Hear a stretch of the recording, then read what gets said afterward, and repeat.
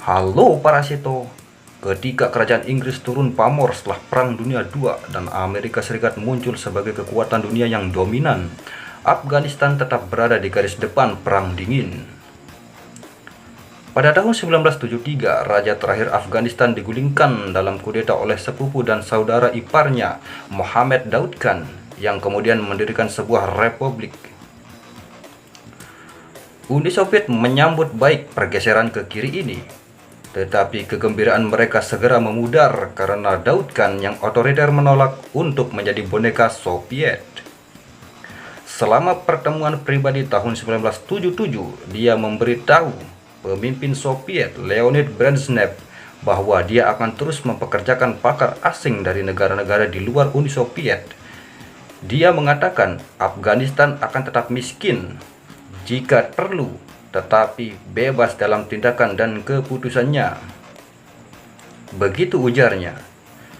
Para pemimpin Soviet pun tidak setuju. Pada tahun 1978, Partai Komunis Rakyat Afghanistan yang disingkat dengan PDPA menggulingkan Daud Khan dalam apa yang kemudian dikenal sebagai Revolusi Saur.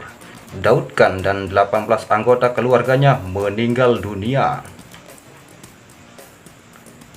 Tapi rezim PDPA yang baru terpecah dan tidak stabil. Menghadapi perlawanan budaya yang sengit dari para pemimpin konservatif dan agama, juga oposisi di sebagian besar pedesaan Afghanistan terhadap reformasi agraria radikal komunis. Pada musim gugur 1979, revolusioner Hafizullah Amin mengatakan kudeta internal PDPA yang membunuh pemimpin pertama partai itu dan mengantarkan pemerintahannya yang singkat namun brutal. Kerusuhan nasional melonjak dan ketegangan Moskwa meningkat.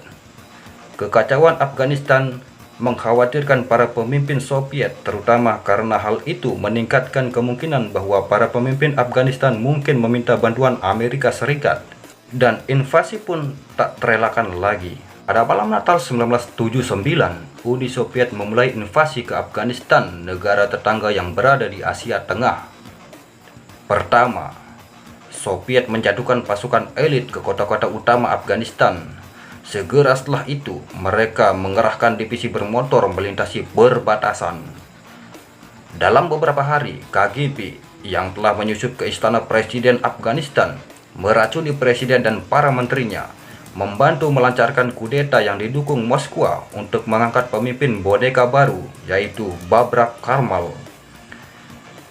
Dilansir History, invasi tersebut memicu perang saudara Afghanistan yang brutal selama 9 tahun.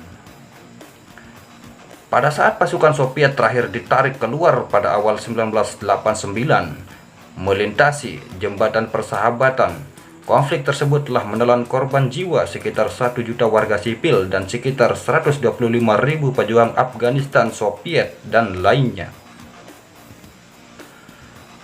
Perang itu mendatangkan malapetaka tidak hanya di Afghanistan, tetapi juga di Uni Soviet yang ekonomi dan prestis nasionalnya mengalami kehancuran parah. Keputusan militer yang salah akan berkontribusi secara signifikan terhadap keruntuhan dan kehancuran Uni Soviet di kemudian hari. Latar belakang invasi sejak abad ke-19 dan seterusnya, Afghanistan menjadi poin geopolitik antara Kekaisaran Rusia Tsar dan Inggris Raya. Khawatir bahwa ekspansi Tsar Rusia ke Asia Tengah akan membuatnya sangat dekat dengan perbatasan India, Inggris berperang 3 kali di Afghanistan untuk mempertahankan penyangga terhadap Rusia. Baik revolusi Rusia tahun 1917 maupun akhir pemerintahan kolonial Inggris di India tidak mengubah signifikansi geopolitik Afghanistan. Pada tahun 1919, tahun ketika orang Afghanistan memenangkan kemerdekaan untuk menjalankan kebijakan luar negeri mereka sendiri, Uni Soviet menjadi negara pertama yang menjalin hubungan diplomatik dengan Afghanistan. Soviet jadi salah satu yang pertama secara resmi mengakui pemerintah Bolshevik. Selama beberapa dekade berikutnya, Mereka menawarkan bantuan ekonomi dan militer kepada Afghanistan yang netral. Bagaimana menurut para seto-seto tentang asal-usul invasi Uni Soviet ke Afghanistan ini? Silahkan adu mulut di kolom komentar. Dan bye-bye.